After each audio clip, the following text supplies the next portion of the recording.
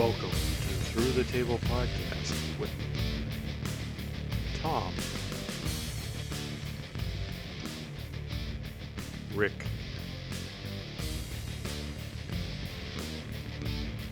Russ, JL,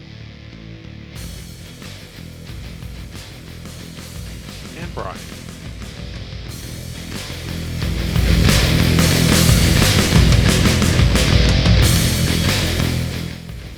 Talking about the main rosters basically returned to the fans tonight. The last one out of everyone else has already done a show in front of the fans, and from all the reports, to expect a few surprises tonight. I'm still very surprised that they're the last ones to do it. Out of all of them, yep. I said it a couple of weeks ago. I may have said it on the podcast and no longer exists. The one that disappeared, but they were always ahead of the curve, or at least tried to be ahead of the curve. Yep. There were times that other companies beat them to the punch, such as Ron Simmons being world champion, the first African-American world champion. The WWE was behind the times there. They were behind the times on this one as well. And you would think when you're the worldwide leader, you would want to get in front of the crowd as quickly as humanly possible. And I feel like they almost sat on their hands for the last 2 months while other brands were out there and getting in front of the fans. And I even I said this too the last time that you watched AEW last Wednesday, and they're in front of a crowd down in Miami, and it's a hot show and it's a great card, and you're starting to feel that energy in that atmosphere. And then 2 days later, you put on SmackDown, and they're like in front of the TV screens again. And it's just like, what are we doing? What are we doing with this? I'm surprised and not surprised, just because like they did do WrestleMania in front of fans, and that was being there was awesome. Right. And I am surprised that they weren't first, but they definitely were waiting to see what happened. They were waiting to see what happened with the Super Bowl. No one, especially like when I do red carpets out here and stuff like that, no one kind of wanted to be first because no one wanted to be canceled. And you're the guinea pig when you're first. You're the first through the wall. You know, what's the line from Moneyball when Billy Bean's talking to John Henry? You're the first through the wall. It's going to get bloody. Mm-hmm. Totally. I think honestly, the reason why I think they were so like late with it was, I mean, I guess to be fair, you have AEW who they were running out of a facility that the owner of the company pretty much owns. You know what I mean? Like, so they don't like, whereas the Thunderdome was set up in a baseball stadium or no, where was it? A football stadium. No, it was in a baseball stadium. It was a baseball. Worst baseball field I've ever been to. So I think what it was is just, I think the whole thing was they didn't know how long they were going to be there, so they signed for, they just basically just got their money's worth. They figured they could do WrestleMania because obviously you'll be able to, hopefully make your money back or make money on WrestleMania, but I just think that's what it was. I just think it was just bad timing. AEW, like I said, they didn't. I'm sure there was no contract or they were just basically flying on a whim when whenever they could, whenever city started opening up, that's when Tony Khan was just like, all right, we can start running because it's not like we have like a financial. Because I'm sure that's true, right? Yeah, they probably paid for that whole time there for the Thunderdome, even if they used it or not. Right, like I'm sure renting out a baseball stadium for 6 months is not very cheap. Well, the Rays don't seem to spend a lot of money for that stadium. So. It's very true. It works. Well, the thing that AEW also had going for them is that they were outside. That it's like an amphitheater. It's all open air, so I guess they figured bring in a few fans to start with because you're open air stadium. It's not like you're inside of a closed off area. Right. So I kind of had that going with them too. But yeah, it was all free rent because, Dad owns the team, he owns the stadium. So it's just paying for the electricity and flying the talent, and you don't have to pay for them to work there. They could stay there forever if they want. Exactly, and I'm sure just especially if they're just WWE's firing people left and right just to, I guess, quote unquote, save money. The last thing they want to do is just skip on I guess a lease of a baseball stadium. Right. So, but that's probably just what it was. They didn't think, they didn't know how far ahead they could be. So they just, I think that was just it. They were locked into a contract too long, and but I thought that once WrestleMania happened in front of the fans, and once the baseball season started, and they couldn't be in Tropicana Field, I figured at least at that moment you start to go to some of these states that have already opened up. I mean, they're in Houston tonight, so they're already in Texas. Texas is one of the states that opened up. You think they would have been there much earlier. You're already doing WrestleMania in front of the crowd.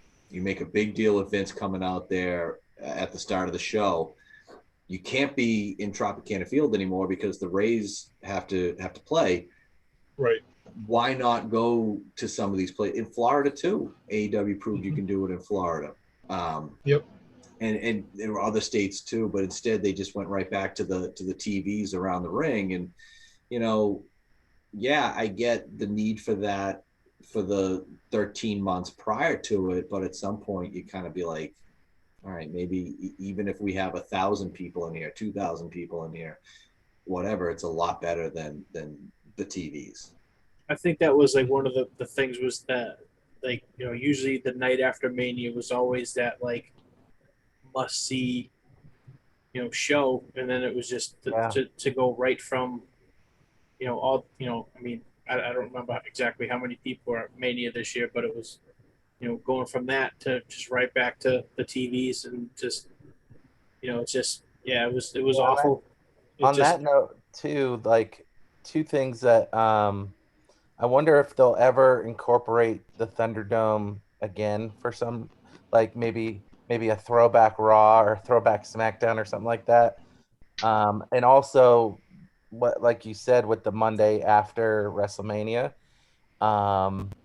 I've been to quite a few of those, and the last couple haven't been as good as the legendary ones, like the Fandango night and just like a couple ones. Right. I mean, it was so out of control, and I think that like it would have been out of control this year again. But they definitely need that like foreign market, people from England, people from Ireland, etc., to come out, because they're the the soccer hooligans, or however you want to call it, that really get people amped up. But yeah, I wish they had continued, but I'm eager to see tonight. Obviously, you guys are seeing it before me, but I think this weekend is gonna be more overall good than negative. From who they have, supposedly there's going to be a few surprises for the weekend just because we're back in front of the crowd, so they want to pop up that way, try to maybe even get more ticket sales for the shows coming up after, because they're on the road full time now. I hope it's better, because I've echoed this for weeks. It's been a televised house show, and ultimately it's in-ring practice is what you're seeing. The product itself, granted, the storylines haven't helped them. The booking has been terrible. We're throwing things together last minute. I'm not going to mention Sami Zayn and Kevin Owens again, but we're throwing things together last minute all the time. I'm hoping this reinvigorates everybody, and not just the workers, the whole crew backstage, the bookers, the writers, all of them, get them back into actually caring about the product and making it better. I just want to watch wrestling again. Yeah. I also heard too, it might be a temporary fix, but it would certainly work. I heard that people in the office are now getting their raises or their promotions, and I did hear will that. Yeah. start to continue to get that where this past year they didn't. So, I mean, that gives a temporary, like, okay, this is cool. I mean, obviously they can resort to going back to what they've been doing, and that's the threat, I guess. But I hope something, whether it's AEW or whether it's the fans coming back, that just kind of gives it the kick in the pants that it needs, because wrestling is very, very, very popular. Yep. Still, It's it been just stagnant. watched different. It's just watched differently. Yeah. But I mean, it should be interesting. Wrestling is like Saturday Night Live. It's been good for so long, and then when it's bad, you still give it the benefit of the doubt, and then you're disappointed after you watch a recent Saturday Night Live, and you're just like, okay, maybe next week, and they have a lot of leverage for. They have a lot of next weeks. They probably have a good 7 years of next weeks for me. Like It's uh, it is funny too because it's like with anything else, like other than wrestling, like I wouldn't do that. You know what I mean? Like if you went, out to a restaurant every week and it's like you got garbage food. At some point after like week 2, maybe 3, Yeah. I'm never going back. Mhm. Nope. But it's Right. like just week after week, just crap wrestling, and it's just so bad. and you there's just something about punishment too, like like the restaurant reference. Like, not that this is a restaurant, but there's a McDonald's near me that is Yeah. bad every single time. Either you get sick, they don't put something in the bag, they don't have something. It's just cash today. Sorry, something stupid like every single time. Yep. Not once. And then like it's I go coming back from a bar and it's just like it's either that or nothing. And then Yeah. I go there and I'm just like, this is gonna be a disappointment, and then they get me every time. But 10, Mhm. 10 the out of hell with 10. that, the hell with that McDonald's. But like, still, wrestling Yeah. still has my attention. WWE will still have my attention. Russ, the Saturday Night Live analogy is spot on. Absolutely perfect. Dead on. You're expecting Chris Farley to come out and break a table, screaming about living a van down the river, and instead you turn on, you have Chris Kattan acting like a half human, half monkey humping something. And that's what we've had. We went from, the Monday Night Wars, which was absolutely unbelievable. And to be honest with you, I feel like we've had about 20 years of, there's been some really good moments, but stagnant. It's been very stagnant, especially over the last decade. It's been extremely stagnant. And my real hope here is I would love for the product to get elevated again. I would love for the WWE to stop sitting on their hands and put better storylines together, put better programs together, put better matches on TV. Because if they improve, AEW is going to improve. Yep. They've been kicking ass right now, but maybe an improved WWE product makes them improve even more. Now, once they improve, Vince looks at this and says, okay, now we got to jump up even more. This is what made the Monday Night War so great. I'm not saying that there's a ratings war this time around, but you don't have, going back to McDonald's, you don't have McDonald's without Burger King. Right. Competition makes everybody better. You need it. And once you get rid of that competition, as we saw 20 years ago, you get rid of that competition, you kind of stop caring in a way. If you're part of the team that won, you kind of stop caring because you're never going to compete as hard as you did when you thought you were competing for your livelihood. And still now, AEW is not a threat to the WWE, no matter how great they are. And they'll be around forever and they'll get WWE guys, but WWE continues to make money. I don't want them to be a threat. Right. And they just need, all they need is like a must see talent. Not to say like you don't want to see Roman Reigns and you don't want to see all these other guys, but like you need that Stone Cold Steve Austin. Like you need that John Cena. Like I miss John Cena not being on TV. You need that one person That's to bigger than the company, bigger than the company. Yeah. And and that's they maybe it don't. could be Roman, and Roman's gotten a lot better being bad and being with Heyman and being kind of the main attraction finally. Um, but I, they need that like Brock Lesnar, Goldberg person that we have no idea who this person is and just come in and just take over. Yeah, and I don't want AEW to take over the world of wrestling. I think the biggest mistake that happened over 20 years ago was this belief that one had to push the other out of business, that the world wasn't big enough for two giant wrestling companies. I think Eric Bischoff was so obsessed with trying to put Vince out of business, which spurred Vince into being obsessed with putting Turner out of business. That hurt the business more than anything else. They should have sat there and realized, wow, we're both making money hand over fist. We're making more money than we've ever made in this industry before. We're making headlines. We're on, all pop culture. Wrestling transcended in the mid to late 90s because of that war. Nobody should have this idea of we want to put this company out of business.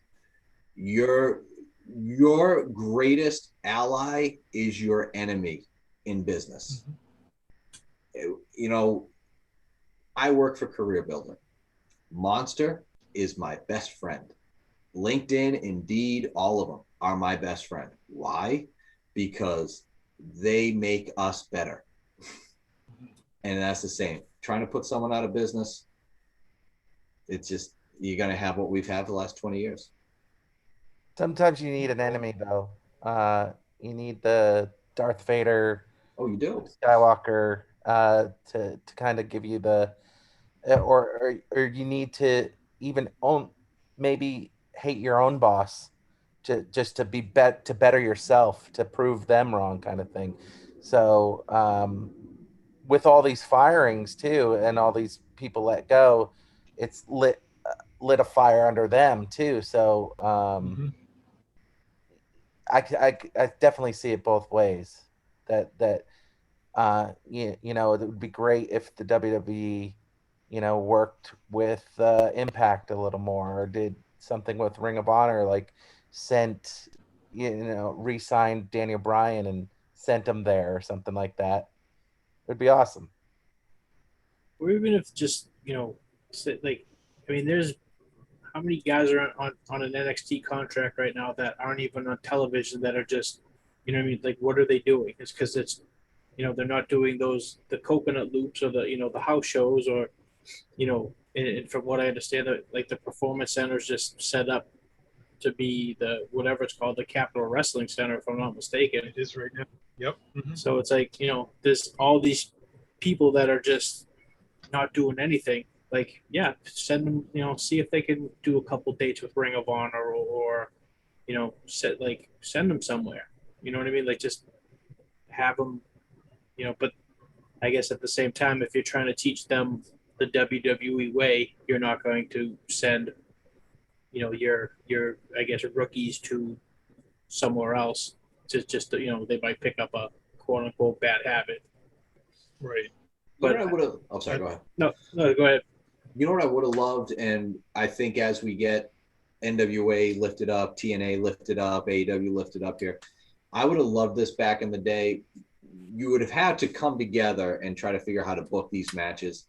Man, it would have been great to have, a dual effort type of pay-per-view where you have Goldberg versus Austin, The Rock versus, and not like the aftermath of after WCW folded, but like an actual, maybe do like a real Survivor Series type of deal where you have teams from the WWF against teams from WCW. Now you can do it with all these other companies. You don't have to be in business with each other, but know that what you're doing is business for each other. Yeah, I think something that would be cool from that would be like maybe the WWE is too big, but like AEW and Impact they are together, but they could come in and Impact has 4 matches, do whatever that you want to do with your talent. AEW has 4 matches, do whatever, and just kind of like try to defeat each other on the same pay-per-view with your own guys, and just like this is Right. what we got. You're next. Like, That's what I was. Oh, sorry. That's what I was going to say too. Like with Tom, like the Survivor Series, but instead of doing like like what you were saying, instead of um, I guess putting brand versus brand, because then that'll still get political. Yep. You know what I mean? But at the same time, if you have like Russ said, you do even if say WWE puts on a show. I mean, I know they're not going to waste their right. money on other talents, but a show that has like a New Japan match, an AEW match, a Ring of Honor match, like I think for a while the Indies they were doing National Pro Wrestling Day, and that's like the first one in Philadelphia. It was like Right. 20 different federations all sent like 3 or 4 guys down, and they had this day long, like literally 8-hour event that was just a showcase. It could be a beat that showcase kind of thing, like Randy Orton against Bray Wyatt. You have 10 minutes, and Right. then Kenny Omega and Jungle Boy. You have 10 minutes, and maybe even have the match going on at the same time, like a ring next to a ring, Like a War Games type of thing. yeah, and just like what side of the screen is going to hold your attention. And it would be interesting if they're whipping into the ropes, and then you have some confrontation between Orton and Omega as a result of that, and that's like, oh, wait a minute, is this gonna happen? Well, ECW did that back in the day. They had 2 matches going on at the same time on a pay-per-view. I can't remember what it was. It was Carino versus like Dreamer and then someone else, but Jerry Lynn and was it Credible? I think it was Credible, Carino. Yeah, it was those 4. I don't remember who the 4 were, but the 2 matches were happening at the same time, and it was such a mess. Yep. It's hard to do it, well, especially in 1 ring. 2 rings you could probably do it, but 1 ring it was a real disaster. They're cutting to the wrong camera. The referee was like didn't know which one they were supposed to follow. It was like, and then the winners faced each other at the end, so it like get down to 1 versus 1 after it, but it was just a big mess. Yeah, there's a lot of error that would happen, could happen, and should happen, but I mean, it was interesting to try, but it just didn't work. Yeah. Right. Yeah. But Tony Khan was trying to set something up there while he's working with all the other groups. He wants to do a big show sometime early next year, from what I've been hearing. Well, he has battle the belts with Impact and NWA, New Japan. So he's trying to work one of those like interpromotional shows together. I don't know who the heck would book it. I'm sure he'd want to, but I don't know. I was going to say you could offer up Daly's Place or even held maybe even the football stadium. You know what I mean? If you're they were talking about doing it in a big stadium. Mm-hmm. If you're trying to get something like that, like, because honestly, how crazy would that be? You have like a 7-match card, and but knowing him, he'd probably be like 8 hours long. Right. Yeah. This was done back in the 80s, though, wasn't it? Like, obviously, WWF wasn't really involved with it, but like they used to have interpromotional things, because I know Flair used to get involved with these things. They had I'm trying to think. They had one in California. I think it was in like '95. It was New Japan, AAA, and WCW. Was that the Peace Festival, right? Yeah. Is that what you're thinking? Yeah. No, not the one in Korea. There was like a. It was in LA. It was like '95. Right. It was called the Peace Festival as well. Yeah. All Japan, New Japan, and another Japanese promotion sent over 1 match per show, and then they had a bunch of indie guys, and then different people from both shows, kind of interpromotional matches. I remember seeing that. Right. Yeah, it was in LA. It was the Peace Festival. Yeah, Jericho talks about that show because it was like Jericho. Oh yeah, he was involved. Yeah, he's part of the War. It was The like war Jericho match. versus Conan versus like Bam Bam Bigelow or something. Like I guess Bigelow was mad and put Jericho over, Yep. and that's Right. how Jericho got his WCW gig. When he was with War and Romance. Yeah, That was funny. Yeah, I could see something like that happen. It's just everyone would have to agree. You couldn't just. The WWE wanted to try. Vince would try to strong arm everyone, and just the WWE guys would go over. Yeah. right. Like when he did the WCW invasion angle, and it was they were getting squashed left and right. Right. You can't do something like that. No one will want to work with you. Even he when just- you had Sting at WrestleMania, you know what I mean? Sting versus Mhm. Triple H. Yep. That was basically the final nail in WCW's coffin. That was the only reason why Triple H went over. Yep. Right. Exactly. So as Tom said, I guess Finn Balor showed up already. Yeah, what he interrupted Sami Zayn, I guess. Yep. I don't know what happened. I Yeah, can't I know. watch it from here. Sami Zayn came out, did his thing. Surprisingly, Kevin Owens didn't come out. Instead, it was Finn Balor. And crowd Well, was. there's still some time to go. That match could still happen. I'm sure they got 10 free minutes somewhere. Crap, we need a match. Finn Balor And then could be they're the manager of Kevin Owens. right. I have somebody from your past. From 15 minutes ago. And I guess they had 4 NXT people up to either to do dark matches, or they worked main event. I'm not sure what they did because they didn't say anything. It was Austin Theory, Odyssey Jones, Xia Li, and Alea was there. I guess before the show. I don't know. They're all backstage. They're saying. I don't know if they did any matches. There hasn't been any reports on it yet. I'm surprised they I definitely can't see them calling up Xia Li. I feel like, I mean, granted, me saying this is nothing, but she's so green. Like, if I'm not mistaken, she's knocked out like 2 of her last She put 6 Mercedes opponents. Martinez in the hospital. Yeah. Yep, she knocked her out, and then there was one. It was there's like a masked girl in NXT. She's like a luchador, I guess, or whatever. But she wrestled know. Xia Li, and same thing. Xia Li just kicked her face right in. Like, Well, it just. I think. We got Xia someone Li to fight versus- Nia. Damn it! Go ahead. Go ahead. I know where you're going. I know where you're going. There we go. Shoot fight. It doesn't even have to be. They can still be at work, and they're both going to kill each other. Well, they both can't work. I guess that's the point. Well, Vince don't- probably just liked their look or something, because he went down there to scout, and then Yeah. he keeps bringing people up. Like, he saw Cross, and of course, there's a few other guys probably, because they say they're going to redo the roster soon, right after SummerSlam or when the draft comes up. They're saying could be 10 to 12 NXT people that are coming up to the main roster. Yeah, I don't know Odyssey. who else he's including, but Right. Odyssey Jones, wasn't he just, is he on that breakout tournament? yep. Oh, Vince man, loves him because he's like 6'8" and like Huge. 440 pounds. Yeah, Yeah, he he's loved him. He's like Mark Henry. Yep. But Real quick, go ahead, can I Tom. just say that Odyssey Jones sounds like the title of a 1970s blaxploitation movie? Absolutely. For yeah. a bad Eddie Murphy comedy. Yes. Yeah. Oh, we'll see what they do if he gets called up. What I wonder if that's his name or they made that one up. I don't know. Right. I find that funny though that they went from Bronson Reed, and then it's just like they found someone bigger than Bronson Reed, and now Bronson started a new program with someone on NXT Wednesday. Well, And- he's still rumored to come up when the draft happens. Bronson really? Reed. It's just The draft's what, October or September?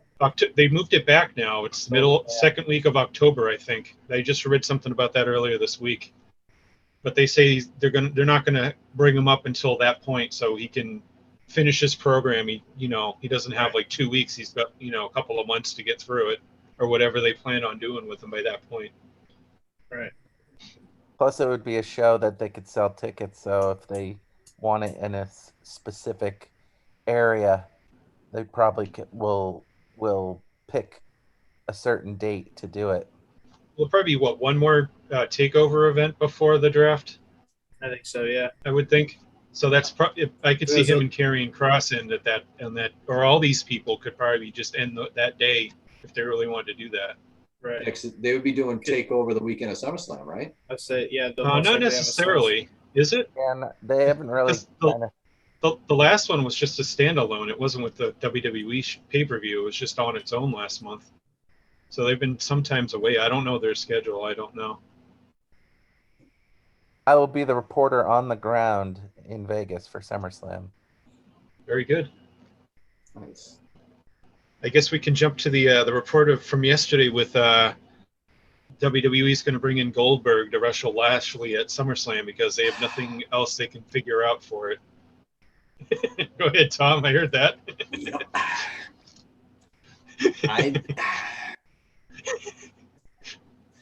You don't have to be nice. Oh, I'm not gonna be. Okay. Sucks, and I'm gonna say that straight up. Here's the thing. Bill Goldberg and Jim Hellwig are the same person. The only difference is Bill Goldberg doesn't put face paint on, but the same person. Bill Goldberg has been wrestling now for like 25 years, and you can still paint your house green if he were to lean up against it. He can't do more than 5 moves, and that's at best. He goes in, he does two things, done, he's winded. That was what the Warrior used to do. That's what Jim Hellwig used to do. Runs to the ring, shakes the ropes, clothesline, call it a night. They're the same worker, and they had the same career. They had a meteoric rise. Neither one of them gave a crap about professional wrestling. Not a crap about it. Jim Hellwig was a bodybuilder.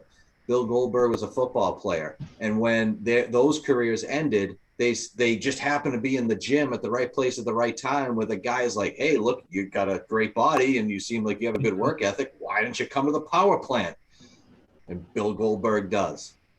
And because WCW didn't know how to create superstars, and here's a guy who looks like Steve Austin, and I don't care if he says that, I don't see the comparison. You're bald with a goatee wearing black trunks. Stop. You don't have a mullet. You look just like him. Stop with this. The first time he came out, that's what I called him, Stone Cold Ken Shamrock, because he had on the glove. He just... I'll never forget that. I just was like, whoa, like, what the hell is this guy? Stone Cold Ken Shamrock? He had this meteoric 2-year career. And think about the Warriors' first run. It was really a couple of years. And then nothing. And then he keeps coming back. Like the Warrior kept coming back. This is Bill Goldberg. And instead of giving us a match with like Lashley and somebody else, somebody that can actually work, somebody that's actually going to give you a 15-minute main event, because Goldberg never could in his career. He's not going to now. No, go back and watch that William Regal match.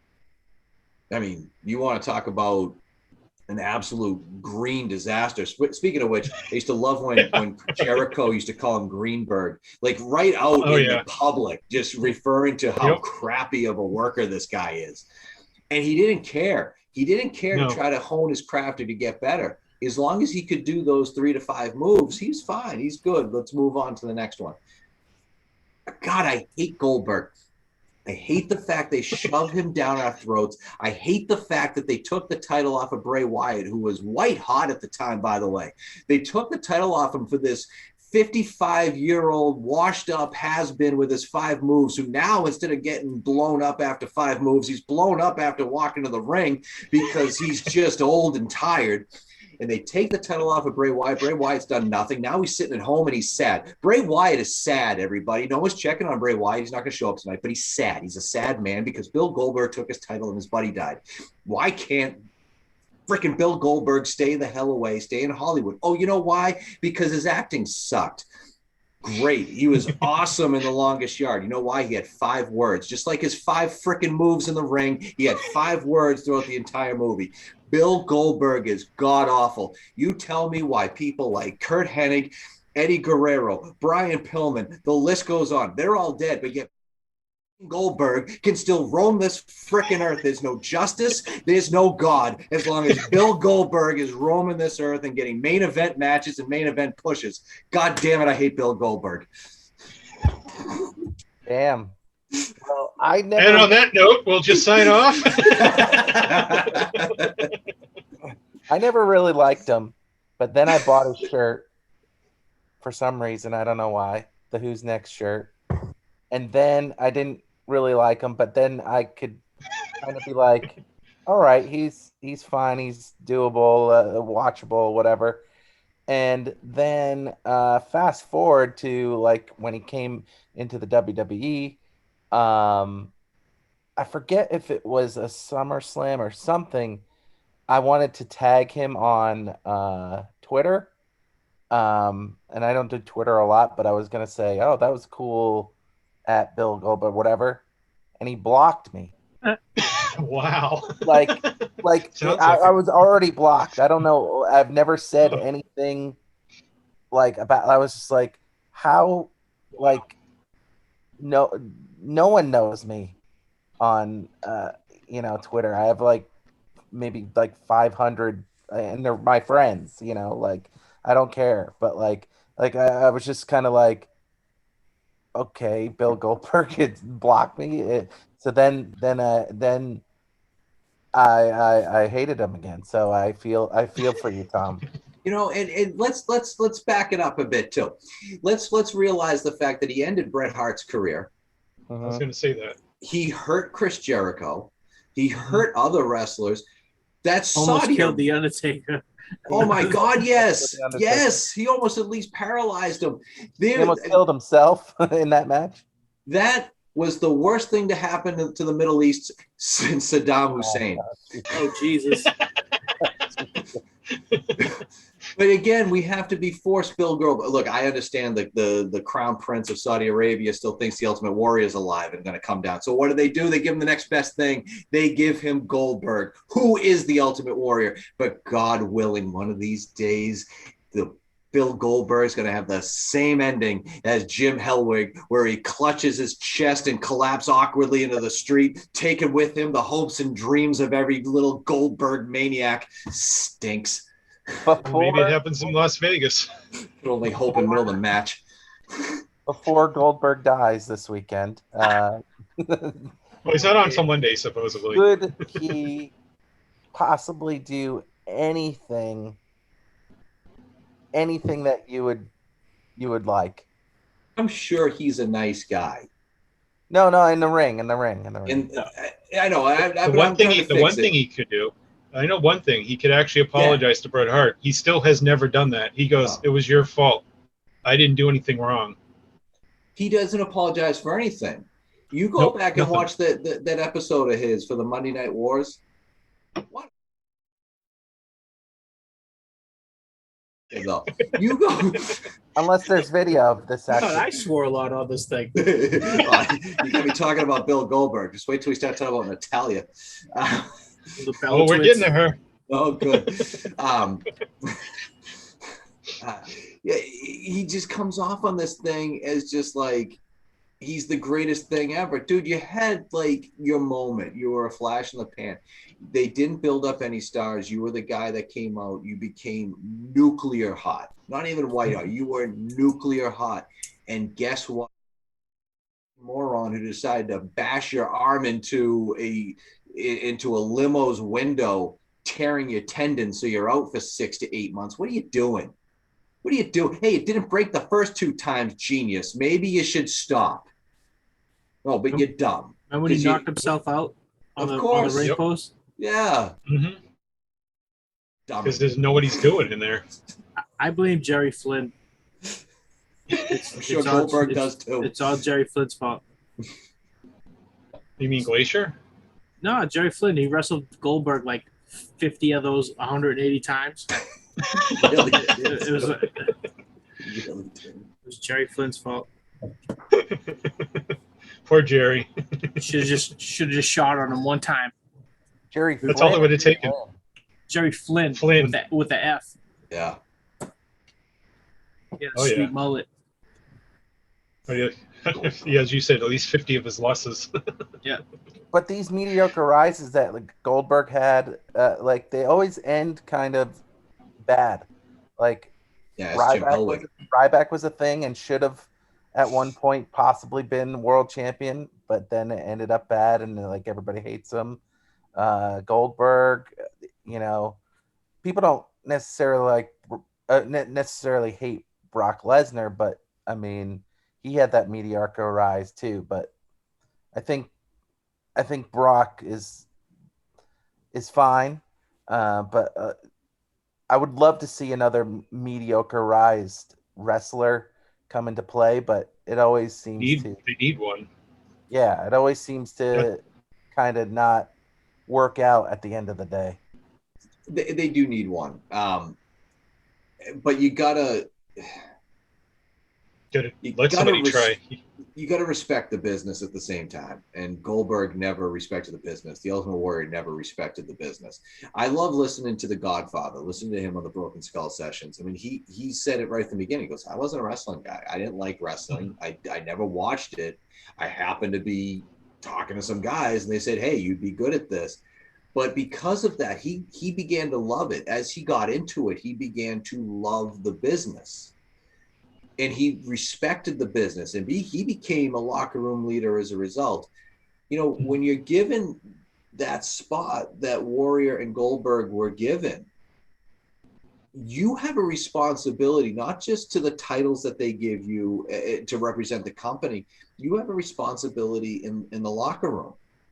And when you're knocking Bret Hart out to the point where, you know, he's got to sit in a dark room for 6 months, like he's Mark Savard or something, and you're not apologizing for it 20 years later, and you're still saying it's his fault, when you have a real life fight with Chris Jericho because you think what's going on storyline wise is real.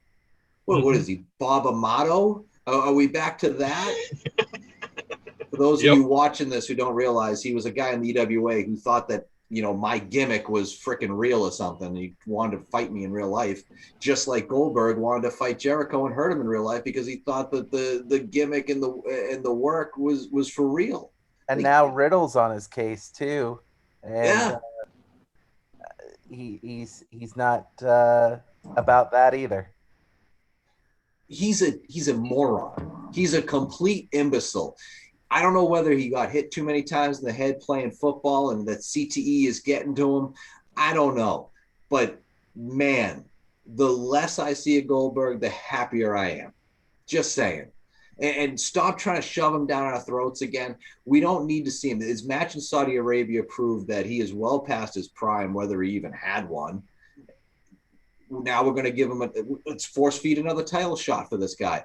I am 100% with guys like CM Punk who complained about these part-timers showing up and taking the spots of guys who bust their ass all year long. I'm 100% on the side of them. I do understand the necessity of guys who, like The Undertaker, like John Cena, like Brock Lesnar, who are part-timers. They're money makers. Goldberg, I can understand he is a money maker, but he can't frickin' work. Have him come in, spear Sami Zayn, give him the jackhammer. Everybody goes home happy. He could be the new 911. He could.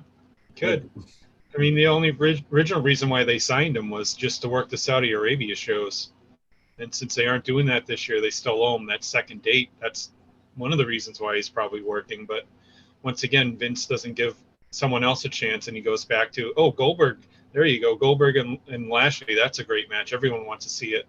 They took the title off of a white-hot Bray Wyatt because Goldberg said he wasn't going to sign unless he got the title.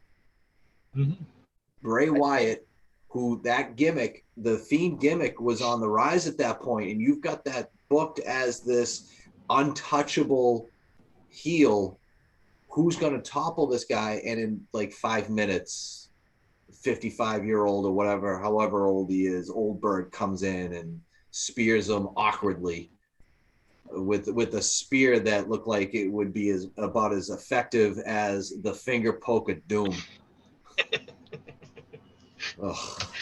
I think we're gonna get a very heel moment in this podcast when Tom's favorite song is Goldberg's theme. But see, Oh, that's gosh, actually a don't good song. I was gonna ask when are you getting your Goldberg tramp stamp tattoo covered up because you seem very angry.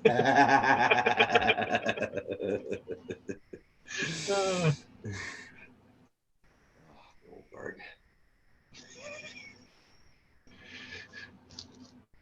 I guess we'll jump to a new topic since Tom liked you got that one Yeah, really I good. was gonna say there's no more that we can say about Well, that. Tom, no, you no. had a topic. You go ahead. You Oh, wanted no, to bring no. up something, Tom. Oh yeah, let's. And Russ, I think you might actually enjoy this one. Old, and I do emphasize old, because time has not been a friend. Tammy Sytch, back out of jail, back on OnlyFans, revealing that gigantic body of hers these days and spreading that. I haven't seen that yet. But, that is a shame. I'm surprised you haven't. I mean, man, God, I hate age. I hate getting older because everyone else does. If this was the Sunny from 1997, 96, 97, It's a different story. boy, would I spend that $30 a month on for OnlyFans. It is $30? It's $30. Yeah, really? $30. Yep. That adds up.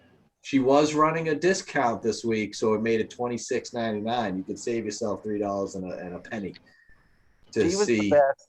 She was the best, and then just went off the rails. And Cocaine's then a hell of a drug.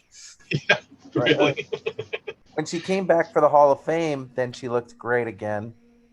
I met her once, and she looked great, but then it got bad, and now, like Tom says, I guess it's bad again. But I mean, It's bad. is food healthy in prison? Who knows? She's been in there for a while. She was, yeah. Oh, the craziest thing was she asked on Twitter for she needs actors to help her with some of the scenes because she doesn't have enough people to help. And I guess that was an interesting way to go about it. Well, and then she doubles down with it with a let me clarify, I'm single in all caps. So basically, she's now relying on her fans to find a boyfriend. This is where we're at. This is where we're at now. What it sounded like, yeah. Yeah. I'm trying to find a recent pic that I can send that to our group here that Jesus. Her list of wrestlers she's been with, most recently Dolph Ziggler. really. Yeah, he got a shot at the title when it was not that good. What does he do? Because he turned Amy Schumer big. Right. Oh, it's like the Stephen King thinning or whatever. It's Dolph. Like once you're done, it's like with cigarettes. You stop smoking, you get fat. You stop taking. Suddenly you plump up another 50 Tom pounds. is on fire today. You know who I wish was on fire? Goldberg. Everything goes back to Goldberg. Only if you can stomp him out with the Bella Twins, right? That's how you put him You out. said there was the 6 degrees to Tom Anthony. You've got a 6 degrees to Goldberg.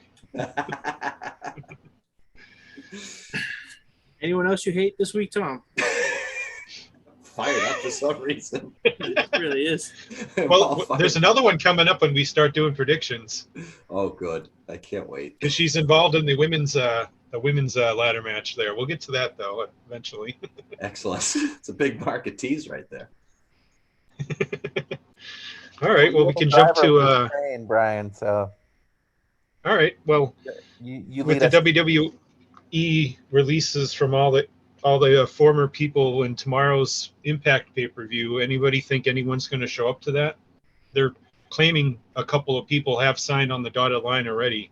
I'm wondering who you guys think it'll be. I've heard, what is it? Impact. They're making a major push for Murphy. Yep. I've read that. I don't think he's available yet, though. No, he was in that last He was round, in the right? June one. Yeah, right. Yeah. Yep. Mhm. Could it be an Impact AEW? You know, like since they're working together, like they could come in and then they could be on Dynamite, you know, and then figure out from there or something. It's possible. I mean, the only spot I know, well, there's two spots that are open for the women to come in, and it's Deonna Purrazzo as a mystery opponent for the pay-per-view for the women's title, and then last night they had Tennille Dashwood and Brian Myers beat up Matt Cardona, so now they have them two fighting Matt Cardona and a mystery woman.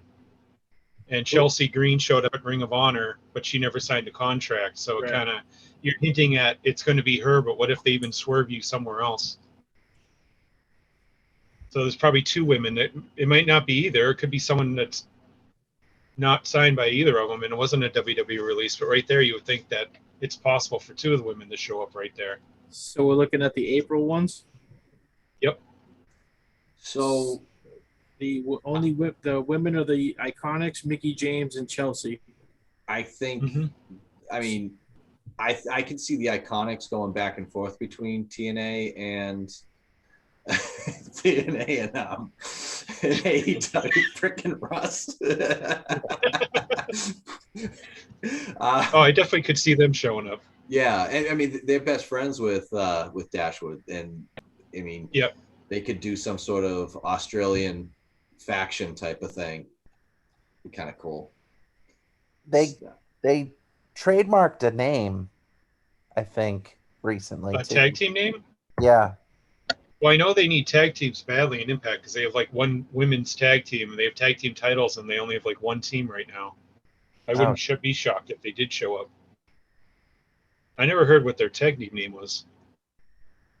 It's very On Wednesday they were teasing all sorts of stuff, saying, "Oh, goodbye to Peyton Royce and Billy Kay and blah blah blah." So they were teasing, maybe they'll show up on Dynamite, but it was just teasing that their contracts are all done and void, so now they're under their new monikers now. So And of course, no one wanted to put those two things together until after. So now, as the NXT contracts, are those all 30-day? Yes. So I'm looking at Yep. here. And the Aleister Black one was they forgot to change it to Right. 90 when you went to the main roster. So Most people they remember to. There's a few girls that were released in May. Skylar Story, Vanessa Bourne, Jessamine Duke, and Santana Garrett. I could totally see Santana Garrett showing up on Impact. Yeah. Who's the first one? I don't recognize that name. Skylar Story. She was Brandy Lauren. I guess, okay. And, Janela's girlfriend. Janela's girlfriend. Yeah. Okay. She's not bad. I don't even think she made it to NXT on TV, did she? She made it into a hot tub with Damian Priest, and that was about it. Oh, okay. That was about it. Oh, all right. That works. Yeah. So I could. I mean, I don't think it would be her because I don't. No, I don't believe so. Yeah, I don't think she's big enough to be a surprise, but I could totally see Santana Garrett coming in and wrestling for wrestling Deonna. That wouldn't be too bad. I could see someone like she could show up, yeah. Because everyone's going to imagine the Iconics are going to be there for sure. Having her show up first, I wouldn't be bad for them. She could work definitely with the girls down there. As long as Excalibur's not commentating it. I don't know who that is. Wait, actually, this is their social security number. I don't know how I just got that. Wait, no, it's not them. Wait, it is. I feel like that's just that was a flub in the production meeting. I don't think they conveyed any info to Excalibur. I mean, well, even JR said he didn't know.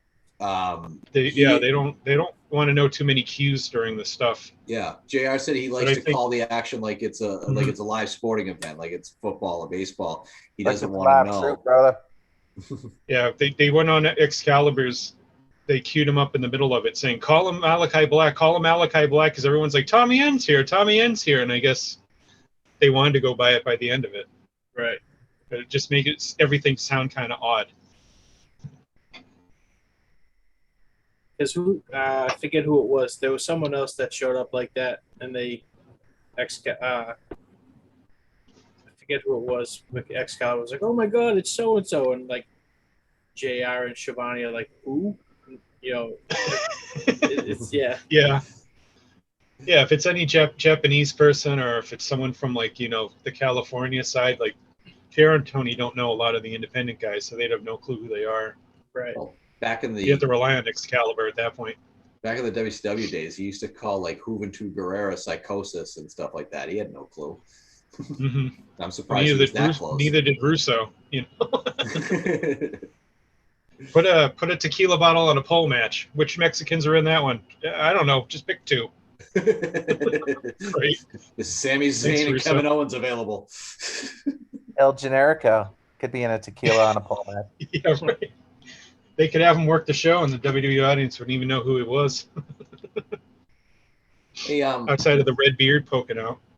I know we're talking about something different right now, but I've got to ask this question because it's in front of me. Did the WWE make Otis shave and cut his hair? Yes. I don't know, but he did it. Well, I guess when they put him with Gable, they wanted them to look like each other with the same hairdo and stuff. Because it was weird because it was like he came out looking like Otis when he was with Gable. Then the next week he had the beard. The beard was gone, but he still had the hair. Because Gable's training him into something. Is there ever He's turning him into a warrior? I just want to know if know Otis is going to return Pee Wee Herman's bike after he's done. That's who he looks like now. Yes. Yes. If it's on a pole match. Has there ever been a bigger mistake as far as a main event push as they did with Otis a year ago and having him win the Money in the Bank? I don't think it was a mistake. I just don't think they had any idea what they were doing. Yeah, they had him win. But then they had no plan with it at all. No plan. They just at the time he was kind of entertaining. You know what Vince, I mean? Like Vince looked what he did and goes, give it to him. We'll figure it out after. And then they just stopped using him. It was terrible. Yeah. But that's how the WWE figures things out. They just stopped doing it. Yeah, right. He did the caterpillar thing, and it's just people liked him, and then they're just like, you know what? No more. Vince got all excited when he was doing the caterpillar. It's like, where's Jerry Lawler's? Yeah, right. Where's that Scotty 2 Hottie? Make him too cool. 2010 and 20 be great. Tom is the Undertaker today. I'm fired up. Tom's in it. All right, I guess we'll jump to our AEW news then. Ooh. Where Dynamite got over 1 million. They got 1.025 million for their rating for this past Wednesday's show, and it peaked during Hangman, Omega, Britt Baker, and then the beginning of Matt Hardy and Christian match was the highest rated segment. I think it did like 1.175. See, and that's just the 1 day rating. Done right. So far, right?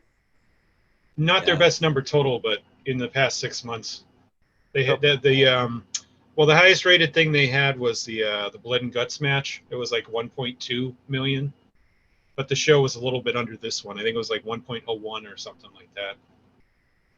Still and not then bad. Obviously the first ever episode I think was like a 1.3 or 1.4. Right.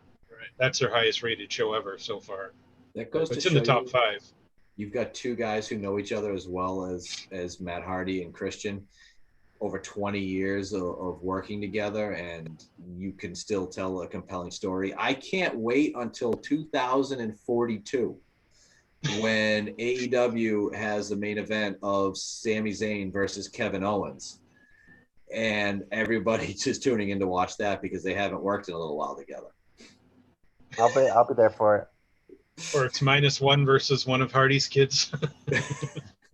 I'm waiting for the Christian heel turn. That's coming soon, I think. You think so? I think he's turning on Jungle Boy. Who do you think Jungle Boy gave him quite a look.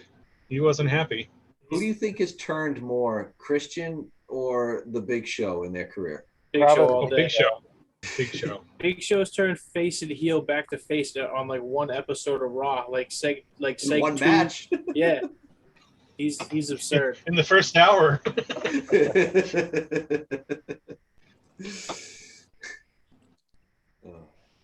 But no, that's good for AEW though. I mean, it's especially it's nice to see that they were dipping for a bit, and then just the whole move to Fridays was pretty rough, and Yeah. then they went to that Saturday show that did decent.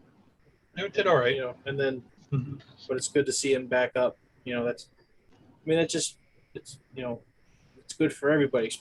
I mean, if TNT's happy with it, Oh yeah. I mean, that's pretty much what Raw's getting nowadays, if I'm not mistaken, right? Well, yeah, right. If you look at it, I think Raw did a I wrote it down, 1.39 million this past week. That's And pretty close. the demographic for the 34 to 49 was AEW did 54% higher than Raw in that one demographic, which is what all the people buy ads for. That was a massive win for them. So no one that age was watching Raw at all. It's still only the 54 plus that really kills them all for Raw. The thing about AEW too is though they're making stars. Mm-hmm. When 2 years ago when they first started, there's a lot of the country who was like, who are some of these people? They've never really. Yeah. I guarantee you, the average wrestling fan did not know who the Young Bucks were. They probably didn't really know who Kenny Omega was until he started working with Jericho in Japan. And now these guys are all legit stars with, the average to below average wrestling fan. Yep. Well, to Excalibur, they were Generation Me. Well, Excalibur That's barely true. knows their names. I mean, I'm sure there's still a lot of people on that roster that the casual wrestling fan isn't going to know, or, I mean, I hate to say it, but there's just a couple people on that show that just they don't look like stars. You know what I mean? It's just, and theme I keep bringing up throughout the podcast is just at some point they're going to they're going to start picking up more of those released WWE guys that are stars that are have some name. You know what I mean? Like I said, you don't have to pick up all of them, but there are. Yeah. I'm sure they're going to pick up some that they think are beneficial to them. Sure. Right. But it's just there's going to be a point in time where you're going to see Sonny Kiss get let go, or Marco Stunt, or Joey Janela, or even Luchasaurus. I mean, as much as he's like, you turn on the TV, you see him, you're like, oh, but then then the bell rings, and you're like, oh, yeah, he should be a lot bigger than he is. Well, that's the other thing too. It's like you have like the the average height of an AEW roster member is probably like 5'8", 5'9", maybe 5'10". I mean, It's bigger right popularity. Like I should be like main event. Well, with him though, it's the thing is he's just green. He's green as then his mask. You know what I mean? He's just not. I think he's injury prone too. You know what though? They He could stick still along. work. He could still work circles around Goldberg. This is true. He gets hurt so often. That's why he really kind of stopped using him. Where he was pushed there at the beginning of Dynamite time, and then he got hurt with that leg injury, and just kind of pushed him to the back a little bit. But have you seen him on like Dark, like the YouTube shows? Oh yeah. Mm-hmm. He's just like just watching everything. Like and He's I like sloppy. him. He's sloppy. Yeah. Super sloppy. Mm-hmm. It's like he's too big for his body still. Right. Well, the other thing too is he's like legit 6'5", 6'6". Yeah. And he's doing like friggin' spinning kicks and just karate moves, and it's on bum knees and feet, which doesn't help you. Right. And it's like you're 6'6". Everybody else on the roster is legit 8 inches taller than you. Just start chokeslamming everybody left and right. Like you don't need to do much. I don't think he wears contacts either, because outside the mask, which mask probably doesn't help things. Yeah, but he's like, blind. He wears glasses outside the ring, so like maybe he should do some contacts and won't watch certain things. He says his eyesight's terrible too. So when he doesn't have it on, he's like, basically, I just see an image. I don't really see a full body. It's just kind of a blur. Well, that makes me So want to he's work not with even him. sure if he's hitting. Right. Yeah. That's Oh, that's especially, awesome. Especially when he's throwing roundhouse kicks. You know what I mean? Like, Oh, just swing Dan away, Hansen buddy. did it for a million years. Yeah. How's Vader's eyeball? Yeah, right. Yeah. Well, probably non-existent right now. I just waited till I felt them, then I knew I hit him. Great job, Stan. And the other thing with AEW was the full ticket sales for the New York City show went on sale today. They had the pre-order on Wednesday, and today was the full order, or the full to the public. And so far, they've sold 15,500 tickets. Wow, that's pretty impressive. And Consider right now they have it set to just over 16,000, but they can open it to over 20 if they want. I was gonna say, I remember you saying what like max capacity is like 22, but that's like tennis, right? Yeah, but I guess they have it set to like 19 something. They're taking a few seats out because of where the stage is going to be. Right. But I guess it's going to be a small stage because they're going to have actually people behind it. Oh wow. Yeah, so they keep opening up more sections like every couple of hours because they keep selling so well. They're at over 15,000 now. Yeah, that's And fantastic. A lot of people are making fun of the WWE where they have SmackDown coming to Madison Square Garden. They've only sold like 8,500 seats. But the thing is that the shows at the Garden are a ton more money, so they're probably making more. AEW is keeping the price lower. And a lot of walk-ups too happen at Madison Square Garden. Mm-hmm. They'll probably get like 3,000 people walking up. The thing that helped them, as Tom was saying, their social media department, the last 2 days they just did video after video of Proud and Powerful, Big Show and Mark Henry, Kenny Omega. Everyone was putting out little 30 to 45 second promos up, and they were putting it all over the place saying, don't forget to buy tickets. This is our biggest show. And totally, pumping it up big time. And so far it's showing well. Over 15,000 isn't anything to sneeze at. No, not at all. That's real good. Considered, I think when you were saying the pre-sale the other day, they already had sold like 10. 8. Yep, they were just under 10. Mm-hmm. So that's incredible. Yeah, and it's still what, 2 months away? September 22nd. Yep. They'll sell it out for sure. AEW with their video packages, their social media stuff they do that better than anybody. They've been putting out video after video the last couple of days. Just everybody saying it. Go get tickets. Go get tickets. You see it everywhere. It probably was on Raw for all we know. He could have had a commercial on there. Who knows? Could have been on NXT too. I wouldn't be surprised. The thing too that I think is pretty good is the if I'm not mistaken, I think the week before they're in New York again, like a different part of New York. They're in New Jersey. Oh, New Jersey. Okay. So they're in Newark, New Jersey. But I don't know. What is it? Maybe 20 minutes from the city. It's not far. Right. Maybe half an hour at most. Newark is considered. Yeah. Oh man, Tom. Newark is Tom's the Bill going. Goldberg of. Yeah, exactly. Oh man. I think. Well, that one was one of those that was a postponed show.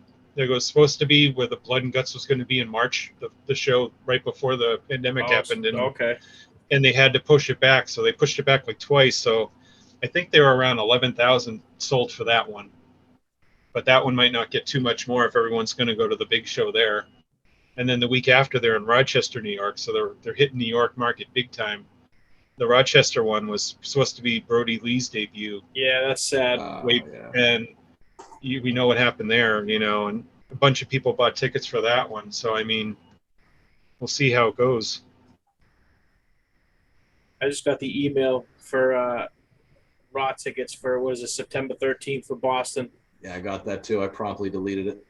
I just quickly deleted that email. I said, no thanks. You're not going? Yeah. Nope. The beautiful thing about watching Raw at home is I can change the channel. Can't do that in person. I think those went on sale this week as well. I don't know how those tickets were doing. I didn't read anything into that. Could have been today, actually, that they went on sale. Anyone have any other topics to bring up? That was kind of a slow week. Super slow. We'll go with that. We know that one. could be the title of the show. Sonny's a pig. Sure is. Yeah, And he'll have a lot to say on the women's ladder match there. I know there's one entrant Tom will talk about. So I guess we might as well get into the Money in the Bank predictions there. yeah, but yeah. I guess they added a pre-show match today. It was the Mysterios versus the Usos for the SmackDown titles. I guess they just added that one. Tom's two This favorite tag afternoon. teams. Listen, I don't mind the Usos, but man, I hate the frickin' Mysterios. The best thing that ever happened in Rey Mysterio's career is when Kevin Nash launched him like a lawn dart into the side of a Mack truck. Best thing that he's ever done. Stinks. You didn't So like you're that picking the Halloween Usos? Oh, yeah. Honestly, I was gonna go with the Usos too. I don't think like it just makes more sense. Yeah. Plus, Jim Uso or whatever Uso just got arrested. So usually when he gets arrested, they win the titles right afterwards. That's yeah. the only reason why I'm going to pick the Mysterios to win is I think they're going to make him that's going to be the punishment. They're not going to get him right away. They'll wait till he's gonna get SummerSlam. pinned by Dominic. Yep. I think so. Speaking But of they'll win him at Dominic, SummerSlam, so it'll just be a month off. All right, that makes sense. I like that. But speaking of Dominic, he looks like happened to be in the back somewhere. And Vince is like, oh my God, we can make him Rey Mysterio's kid. He's 6'6". Rey Mysterio's like 3'5". Who So you're was saying he's not banging his dad? Rey's wife? I was going to say. It was Eddie Guerrero, obviously. It definitely was. There's no doubt in my mind because he actually kind of looks like Eddie Guerrero. Oh my God. Yeah, I threw that out there. Cheats, he steals. It's What do you think, Russ? Any response from that one? They do need to put a mask on Dominic for yeah, sure. so they can put a worker in there who can actually work. Like they used to do with Kim Chi. When Kim Chi was just managing, it was whoever the hell it was. It was like frickin' Gene Okerlund. But when Kim Chi had to work, it's frickin' the Brooklyn Brawler. That's what they need to do with Dominic. Put someone who can actually work under a mask and say that's Dominic all of a sudden. It's more realistic that that's Rey Mysterio's kid if they do that too. What if Dominic was, the Brooklyn Brawler's son? Rey Mysterio is a midget, and you've got this giant supposed to be his kid. Stop with this. All right, I guess we'll jump to the Raw tag team match since you're talking about big guys. Omos and AJ Styles are going to fight the Viking Raiders. God, I feel so bad for AJ Styles. I feel like they're gonna keep the. I feel like they're gonna keep the belts on Styles and Omos. I think so too. Yeah, I have to agree there. I think the Viking Raiders are almost gonna But win. I'll go on. No, I was done. But I mean, I hope they lose the belts because AJ needs to be a singles guy. Him and Omos just doesn't work at all. Like it's awful. Yeah, it's like not everything else well. Raw does. It's like AJ recently did say that he'll get his chance again, kind of thing. So maybe that was like. Well, you'd figure that for SummerSlam they put AJ by himself, give him a big profile match instead of Omos and whoever. It would be nice to see a local kid make make good with the Viking Raiders. Yeah. I would enjoy that, but and especially with AJ Styles is just he's way too good of a talent to be stuck with this 7'10" behemoth of an oaf who can barely move and less likely work. This guy should be a main event player every single time he's out there, and they've booked him to be a buffoon. They booked him to be a very weak-looking heel, and now you've got him in a tag team. What are you doing? Why are you paying him? Why are you paying this? He's a once-in-a-generation talent. This would be like Major League Baseball saying, "Hey, Mike Trout, don't hit any home runs today." Or better yet, it'd be like putting Mike Trout on one of the worst teams in oh, wait. Oh wait, they have. Uh, Why would you need a pitcher? Why would you need Tom's all worked up pitching, today. Anaheim or California, LA, where the hell you are? Why would you need pitching? Throw freaking 250 at Rendon. He plays 30. Can't pitch.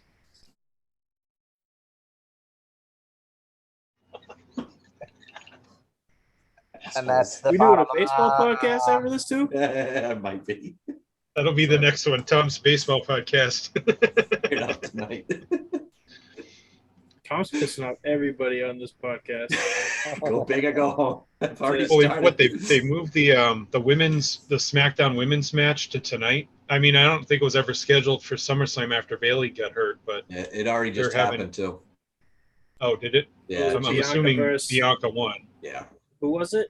Bianca Carmella. and Carmella. Carmella, Which right? makes plenty of sense because you have Carmella losing the last 2 weeks to Liv Morgan, but hey, let's Right. give her a title shot. Which I said on the now lost podcast from last week that the beautiful thing about We don't AEW speak of is, that podcast, Tom. huh? We don't speak of that podcast. No, we don't. I'm sorry. You're right. We might not be able to speak of this one if lawyers ever get to it. Goldberg's people may be filing suit. But Well, you'll see if he blocks you. He's gonna knock on my door tomorrow. I love what AEW does where they have the rankings. So when Ty Conti is going to go up for the title, you can see right there she's 14-3. It makes sense why you give her a title match. Right. I'm not saying WWE has to do that, but when you have a girl who's lost the last 2 weeks and it's part of an actual storyline that you're having her lose and say, oh, by the way, now she's got a title shot. What? Why? But again, it's lazy booking. And that's my biggest complaint about the WWE. It is lazy booking. There's no consistency. There's no actual rhyme or reason to it. If you were going to give somebody a title shot, you're giving it to Carmella. It should have gone to Liv Morgan because she's beat her twice in the last 2 Right. weeks. I agree with that. Yep. Once again, bad booking.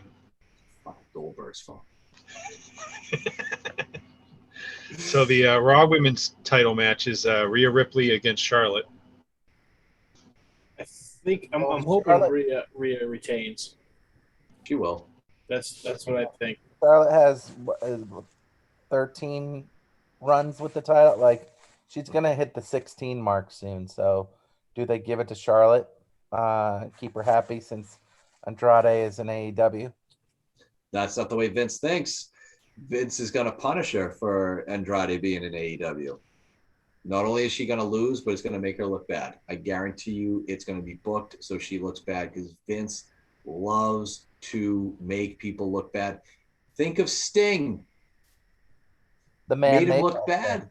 Exactly. Made him look bad because he was a WCW guy. Instead of having, again, a once-in-a-generation talent show up and have him actually look halfway decent, you make him look like crap. Not Goldberg for some reason. Goldberg was a WCW guy. I don't know why you make him look good.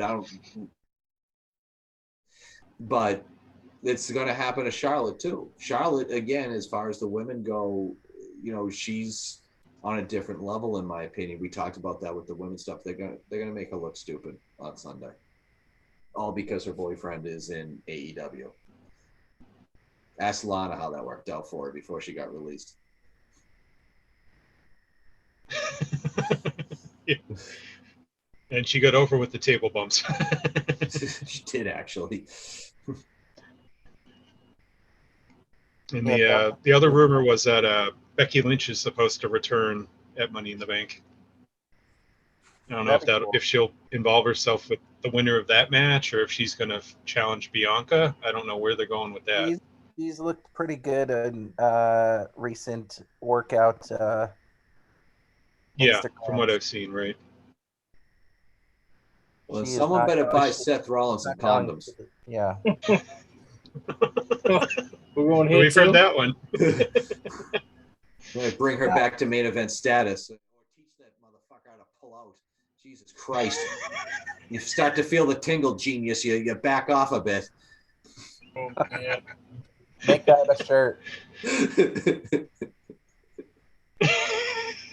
Oh, since Tom's on a roll, we might as well go to the women's ladder match with Asuka, Naomi, Alexa Bliss, Zelina Vega, Nikki Cross, Liv Morgan, Tamina, and Natalia. Jeez. Go ahead, Tom. Natalia is the answer to the question that nobody in professional wrestling has asked. She is got to be the most self-centered, narcissistic human being on the face of this earth. And at 40-something, she still calls her parents mommy and daddy. Grow up. Say the word. God damn it, I love it. We all know what it starts with. Natalia with a goddamn passion, and stop with the plastic surgery. For God's sakes, and if you're going to do some plastic surgery, you might want to start with a tummy tuck, because your cheek, you know what isn't? Your ribs. Enough with you, Natalia. Just because your dad was Jim Neidhart. You know what? Genetics suck, don't they? Don't they? Because look at you. So you're picking Natalia to win? And No. that's why Natalia's going to win in a minute. Yeah. Where do you have winning that match then, Tom? You know, I absolutely don't know. Let me get And back guess into what? serious mode. Supposedly they don't know either yet. Yeah, and that's the thing. I don't think they do. I can see them giving it to Alexa Bliss with some sort of stupid mind game doll Bray Wyatt crap that they're doing. Yeah. Why can't she get sad? Why can't she be sad and have to stay home? I used to love Alexa Bliss. She met Ryan Cabrera and all went downhill. So that's your pick? Yeah, I think it's gonna be. Yeah, because I can see them. That's again, it's lazy booking, and that's what they're good at. Yeah. Oh yeah, totally. I'm gonna go out on a limb. I'm going with Liv Morgan. I don't know why, Really? but I would feel love like I feel like Alexa doesn't need it. I'm just trying to think. I don't have the list in front of me. There's no way Natalia's winning. Naomi's not really doing much. She just lost what was it? The last time she really did anything, she lost a drop in like 4 Dewdrop, seconds. Not feeling the glow. No, not even a little bit. But yeah, I don't. I could see Liv. I mean, I don't know. What is she on Raw? Right? Is she on Raw? SmackDown? I believe so. Yeah. I think it's I don't know. I like her. I think it's Raw. And I don't know. I mean, I really can't see her going up against Rhea, but I guess that doesn't necessarily mean anything. If it's Money in the Bank, but I don't know. Would it be nice to see like I guess a fresh face? Yeah. But They better do something with her because they released both of her tag team partners over the last couple of years. So obviously they want to push her in some sort of singles capacity. right. I like her. I like her a lot. I like the little makeup she does with her eyes. It makes it look like she's crying. She killed somebody in prison. Is that what they've come up to a gimmick with? And all of a sudden the lawyers aren't on me anymore. Who are you going to pick, Russ? Oh, you're muted. Unmute. Still muted. Well, Oh, there you go. wouldn't you like to know what I said? Yes, we do. Oh, shit, he's working us. The mystery is now revealed.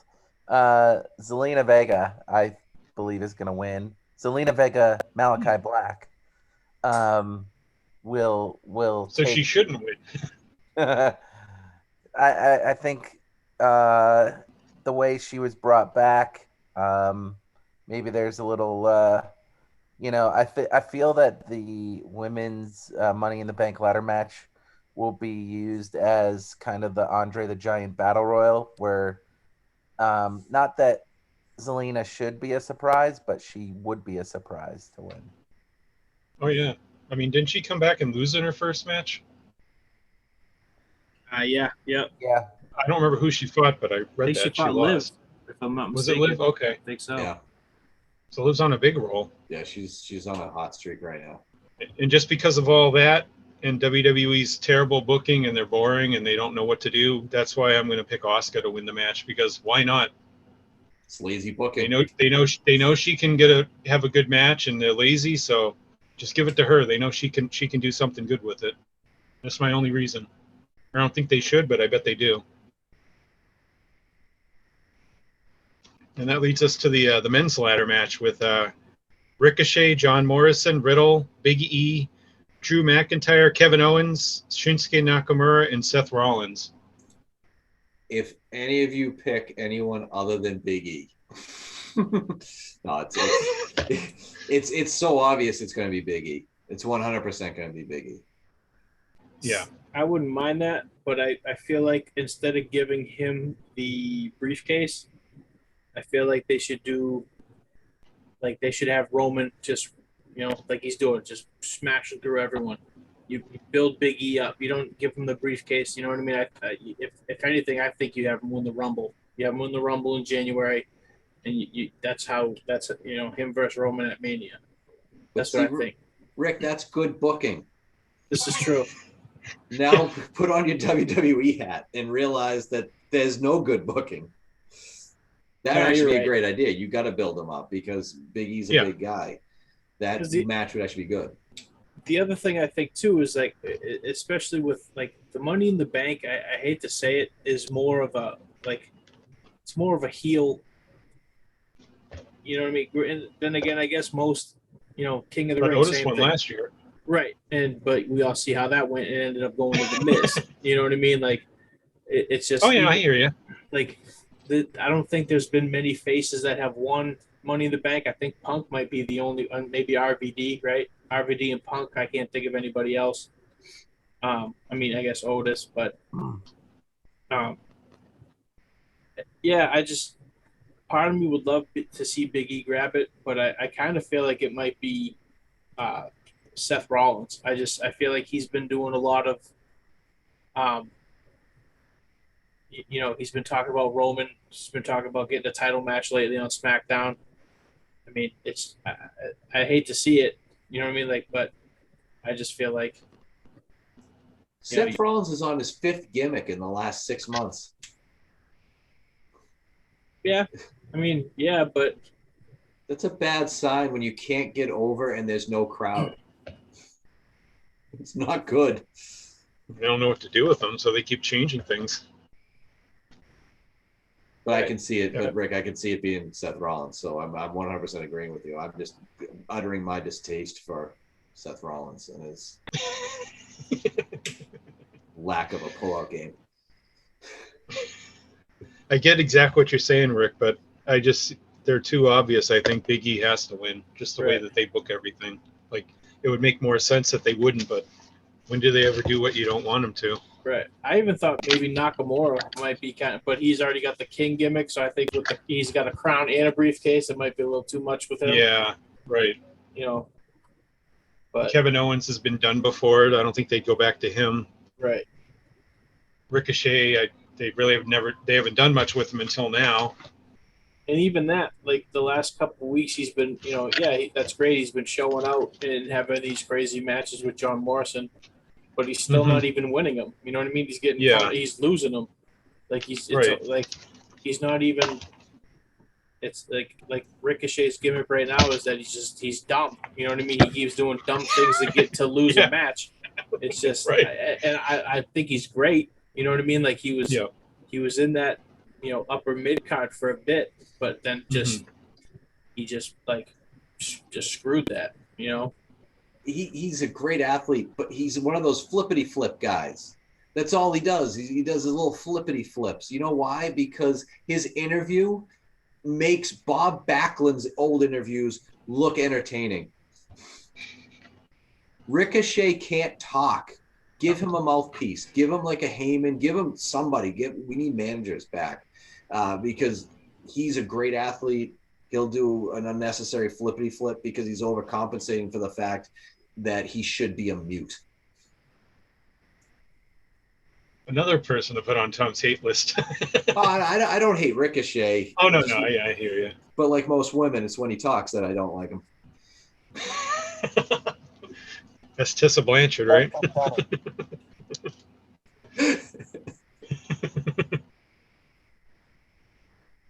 And I think that's the whole card. That's all I got? Yep. Reigns versus Edge. Oh, yeah. Oh, yeah, I missed that one. Yeah, right. My winner. Oh, no, the two championship matches. All right, go, Russ. Yeah, we skipped Russ on that one. Who do you have winning, Russ? So Seth Rollins can get a championship match without Money in the Bank. Nakamura is the king, so he doesn't need it. You guys have kind of convinced me that maybe Big E's going to win this. Ricochet isn't going to win it. Riddle is with our Randy Orton. I want John Morrison to win, but he's going to do some weird, sick bump that is going to make him lose the match and still be with The Miz. Drew McIntyre should win, but he'll get screwed. A couple months ago on Talking Smack, Kevin Owens was talking to Paul Heyman after his matches with Roman Reigns, and those went very well. And he said that I might not have another chance at Roman Reigns, but Money in the Bank is coming soon. And that was a couple months ago. So I'm going to say Kevin Owens is going to pull it out and get one more shot against Roman Reigns. I like that. You know who's not going to pull it out? Seth Rollins. Exactly. And you're right, Rick. We missed the championship matches. WWE championship matches, Kofi Kingston and Bobby Lashley. I want nothing more than Kofi Kingston. Again, another local guy to win that. Unfortunately, if they're already talking about Goldberg versus Lashley at SummerSlam, you're basically telling us the finish of the pay-per-view, which is another thing that the WWE just loves to do, is just kind of give away the finish by hyping you up for another event down the road. Wouldn't it be crazy, though, if Kofi won and then Big E won and then Big E cashed in? That would be fantastic. But again, that would be great booking. And I would love to see that. Like he would come out to celebrate with Kofi, but then they both look at the briefcase and be like, I kind of have like it now that we keep saying like that's good booking. I could totally see Money in the Bank having McIntyre win it. Right, you have Lashley because he can't challenge Lashley for the title. Right, yep. So you have Goldberg beat Lashley. McIntyre then challenges Lashley at the Goldberg at the next pay-per-view. And Tom just fucking hates everything. Oh, God, you're right. Oh, my God, you're right. What's going to happen?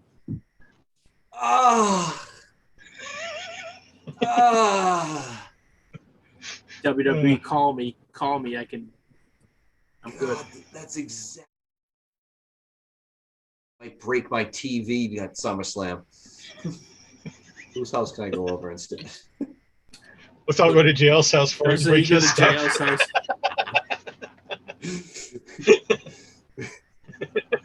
Oh, that's exactly what's going to happen. Let's hope not. Yeah. I don't want Goldberg to do anything, but you definitely played it out that it could. That's for sure. It's so realistic. It's so plausible. It's WWE Booking 101.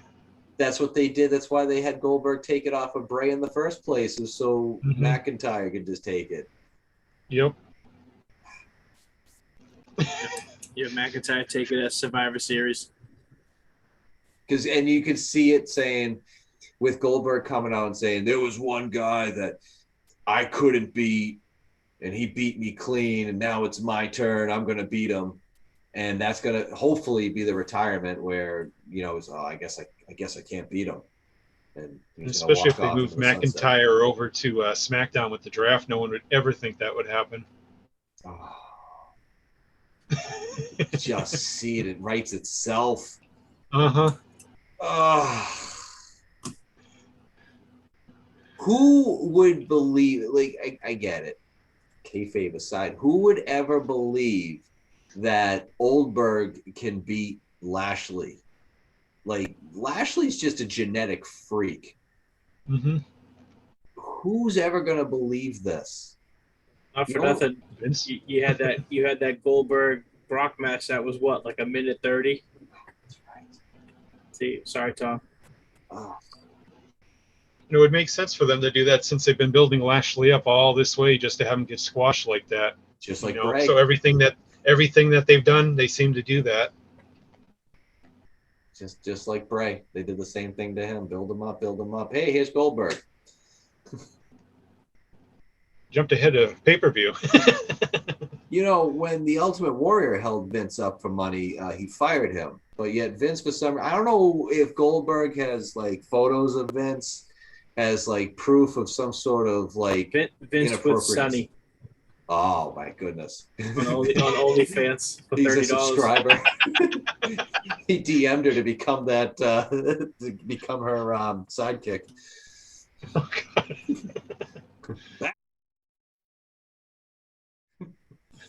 Oh man. Oh yeah. So what do you think about that idea, Russ? Wonderful. I can tell. Just taking it all in. I'm still taking it all in. It's going to be a good Nice. show, though. It's going to be a good show. And I feel, I mean, man, I don't know. It's going to be a good show. And then for the main event, I mean, Edge is going to have to win, right? Somehow. He's gotten over on him every single time he's been out there. That's the only thing. He keeps putting him in that that bar across the mouth, and he's gotten him in that 3 different times now. And you're leading into a pay-per-view 2 days from now. He's already done it tonight. No, there'll be some sort of interference. Maybe we'll get some sort of a surprise here. Maybe another member of the Cena. Hanoi Fatu family show up and does something, which prompts Cena to come out. But yeah, I think because Edge has gotten over on him so many times already, there's no way.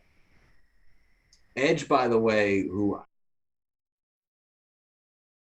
since he's come back, he's a part-timer, the same as Goldberg, and he's willing to do the job. Yep. Especially if it makes sense for the storyline for the business. He's not demanding the title. Will he get it at some point? I'm sure, because he's very well respected. But it's not like he showed up and said, "All right, I'm taking the belt." Yeah. When do I People win? wanted him to win it at WrestleMania too, so Yeah. people want it around it. Maybe he'll lose this match or whatever and go to Raw, and fight a couple people there. Who knows? Oh, it's going to be him versus Goldberg, spear versus spear. Oh, jeez. Is that WrestleMania? There it is. That could be Survivor Series. So he's going to take it over Drew. I don't know. All I know is that there's just a severe lack of main event guys in WWE right now, and they have to do something. Yeah. And Vince likes to rely on the old timers for that. Yep. And the only problem is that eventually their time is up. Some of them are already up, as you mentioned. Yeah, no pun intended with Cena, by the way. But who knows what he'll look like? He's been out of action for a little while. I mean, he's still in decent shape, but he hasn't wrestled at all lately. His hair looks stupid.